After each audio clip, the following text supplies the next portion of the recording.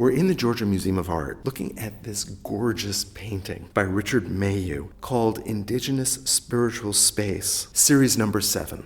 In many ways, it encompasses a lot of periods in the history of art in terms of landscape painting, abstraction, impressionism. The artist is reconciling a lot of important movements as well as inserting a biographical note in the reference to indigenous spaces. The artist does trace his lineage back to the Cherokee and back to the Shinnecock. But this explosion of color seems to me to be referencing a landscape in his adopted California, not Long Island, where he had spent the earlier part of his life. This explosion of blue and orange and green, not necessarily something that you'd see palette-wise in traditional landscape painting. It's almost like he's trying to evoke landscape in general, but also a certain mood that the colors help to produce. For all of the brightness of the colors of this painting, it's a canvas that I enter into quietly, and that gives me space to move through. What he's getting at is entering mentally into a space, not necessarily knowing what it is and being able to identify it, but being able to enter with your eye. What you just said is very close to the process that the artist uses. Mayhew came out of the abstract expressionist tradition of artists who were interested not in representing the external world, but rather to find a way of expressing an interior state. And that might be through action painting in canvases by artists like Jackson Pollock, or it might be a much quieter kind of canvas, such as we see in the work of Mark Rothko.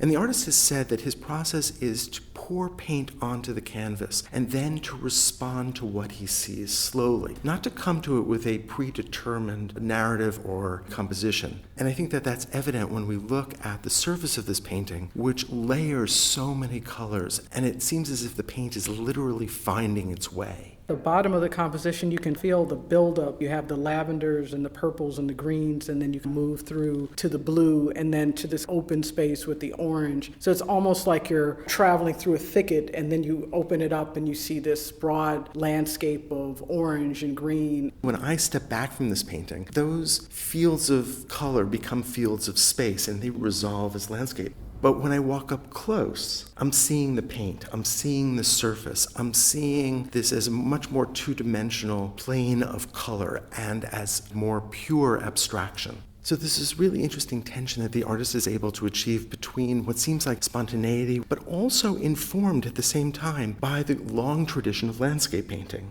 Everything from nondescript areas that make you feel as though it's that plein air painting styles that are more sketchy in quality, to the whole idea of the layering and profusion of paint that you would see in abstract expressionism, and then the hint of a more traditional landscape painting in the background with the trees, where you get the sense of depth of perspective. And the painting seems to be referencing French Baroque painting, the work of Claude, the work of Poussin, the idea of framing a landscape with trees on either side, and also using a technique where we see recessionary planes that lead our eye step by step back into the depth of the canvas.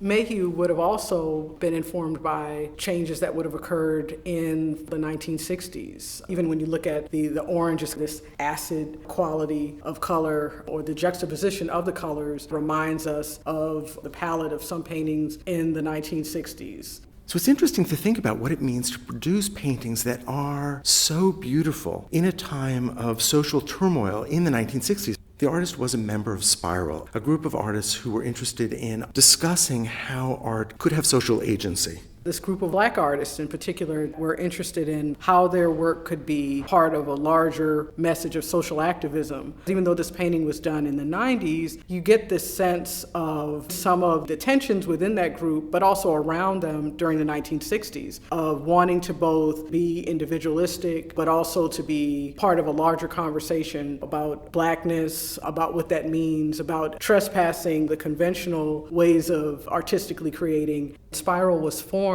directly in response to the March on Washington during the Civil Rights Movement, at a time where Black artists in particular were grappling with how they could lend their voice toward the struggle for freedom and civil rights. This tension of wanting to both embrace a larger artistic heritage, but to still be able to speak to personal issues, in this case, indigenous spiritual space. I look at these colors and I think about how Mayhew evolved over time.